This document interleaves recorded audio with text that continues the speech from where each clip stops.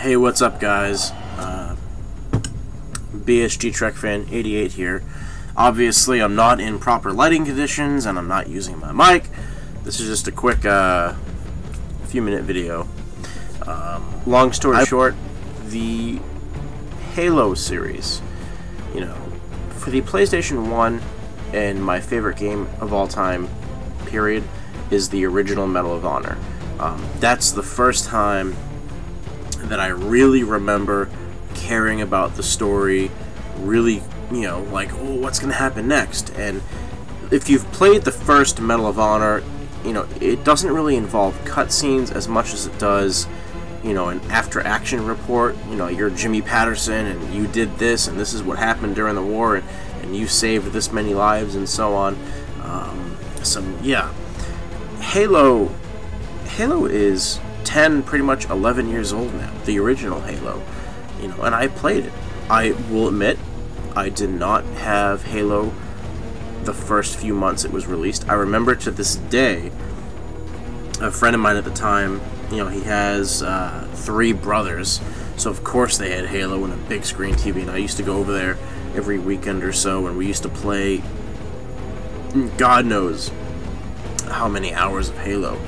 But I remember the first time I played it going, wow, you know, the enemies, the backgrounds, the music, the sound design. I mean, I see this stuff now, but of course back then it was the enemies and the gameplay, and that was it. But, you know, I've replayed it since then, and I've come to appreciate what the original Halo is. But, you know, a lot of the people who don't see why we Halo fans love Halo, and to be perfectly clear, I love Call of Duty Modern Warfare, the series. Black Ops I honestly never played. I've played a few other games, first-person shooters, but Halo sticks with me because when I was growing up, it was the game that I played. Everybody has a certain game that they grew up on, whether it's Mario Brothers, or Halo, or many other examples. You know, Halo was the first current / now it was the next-gen console, but of course now the original Xbox, including the 360 now. The 360 is starting to get old. But Halo was the original game that I really paid attention to when it came to a next-gen game. And of course I paid attention to the characters of Master Chief and Cortana. And for the past 10 years, I have played what? Halo 1, Halo 2, Halo ODST, Halo 3, Halo Reach, and of course Halo 4.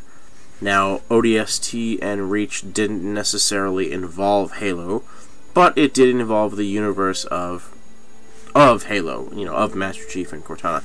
So Halo 1, Halo 2, Halo 3, and Halo 4 will include. 10 years is a long time. That's finishing middle school, going through all of high school, and a college career. You know, I didn't go to college. I will probably never go to college. But just to give you an example of a time frame, 10 years. Jesus Christ, I'm 24, so I was 14 when I first played Halo, when I first jumped into the shoes or the boots of Master Chief. So that's a long time. So as I grew up, you know, I grew and evolved the story of Master Chief and Cortana. You know, Master Chief is one of my favorite characters because you never see his face. I mean, forget the science fiction point of view, where I love science fiction, and the Halo universe is science fiction. But, you know, the original 3 Halos, you never saw his face, you never saw what he looked like. You were Master Chief, no matter who you are. Me, you, the guy next door, whatever. When you're playing the game, you are Master Chief. You are saving the human race from the Covenant, or the Flood, or the Brutes, or the Prometheans, and the list goes on. You can identify with him in the sense that, you know, you appreciate the backstory, and you say, okay, balls to the walls, this is it. You know, Cortana, the AI, was always there, you know, in literal sense, telling you where to go, what to do. So after 10 years and what? 1, 2, 3, 4, 4 games, technically 7, but 4 games in 10 years, you grow to really appreciate and love these characters. And say what you want, say it's stupid, say it's Galo, say it's whatever, haters be damned. You know, people have a connection with certain characters on a television show, like I do with certain shows. Some people have a certain connection to characters in movies, like, God, I can't believe I'm saying this, Twilight, Star Trek. I can't believe I'm saying this to Twilight. Everything else is fine. Twilight, so to have a connection to a couple of video game characters, hell, I remember Sergeant Johnson, and if you haven't beaten Halo 3 yet, spoiler alert, you know, when Sergeant Johnson died, I was like, what? Are you fucking kidding me? No! Sergeant Johnson can't die. He survived Halo 1. So that was bad enough. So when I beat Halo 4, as much as I honestly don't like the game's campaign, but appreciate it at the same time, at the end of the game, when you realize that Chief is literally, you know, on the borderline of not crying, but being emotionally gone, and excuse me, you know, listen, my job was to protect you, and then Cortana goes, you know, our missions were to protect each other, to help each other. You know, it's kind of like going back 10 years in my lifetime, you know? Like, I played Halo 1, I played all of the games, you know, and throughout that, you know, we were helping each other. So, to have Cortana basically die,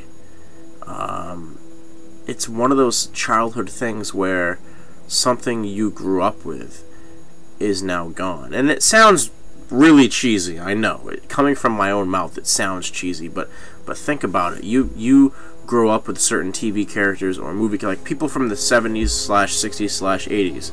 Who did they grow up with? Darth Vader, Luke Skywalker, Han Solo. So, you know, it's like one of them dying off. And it sounds really cheesy. It's a video game character, I know, trust me. But I just had to talk about this. The game itself, Halo 4, it has flaws. Do I think it's a better game than Halo 3 like a lot of other people? I don't. The musical score, the pacing, the plot elements, I still think Halo 3 is a superior game. I love Halo 3. And again, mainly because I'm biased, because I love soundtracks. Listen to the score while you play Halo 3, and it just screams epicness, while maintaining its original footprint from the first Halo game, or the first two. Halo 4, it really goes out of its way to be different, and I know it's 343 Studios, and I know that they are different, but when it comes to a game such as Halo, there are certain things you don't fuck with. Okay? Play the game, play the campaign, and with the exception of 2 moments, there is nothing to do with the original Halo. I'm not even going to say theme, but just score in general. The whole soundtrack from 1, 2, and ODST, and Reach, and 3. There isn't much to be dealt with. And when you're talking about a game as cinematic as Halo, you really need a very good score to back it up with. And Halo 4 has an excellent score. It just doesn't have ties to the original 3 Halos.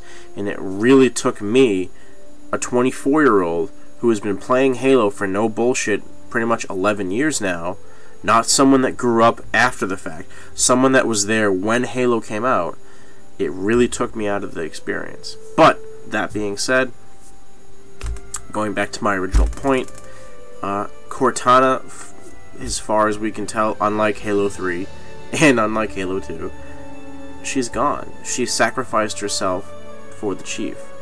And the Chief has to live with this. Like me, the gamer, who has lived with these characters for a long time, a decade, right? You know, he's lived with her in his head, you know, except when he yanks her. And now he has to deal with and live with the fact that she's gone. and the diehard Halo fans like myself have to live with that as well. You know, the next Halo will be out within, I don't know, 2-3 years, maybe sooner. And when we sit down and we play the campaign, it's not going to be the same. If it involves Master Chief, which it should, because the Chief is Halo. If you make another Halo game that's specifically like Halo 5 or something without the Chief, bullshit, I won't play it. But Cortana's gone, you know, and it's just one of those cases where a video game character, like a movie character or a TV show character, has bit the dust. So anyway, this video has gone on longer than I anticipated. What do you think? Are you a Halo fan? Are you not a Halo fan? Do you kind of see what I'm saying here? Again, I'm not stupid. I'm not in love with the characters, but I think you guys who have watched this video to the end here can appreciate what I'm saying when it comes to being invested in a story, in characters, as long as I have, and many other people have. So anyway, this is BSG Trek Fan 88. Have a good night.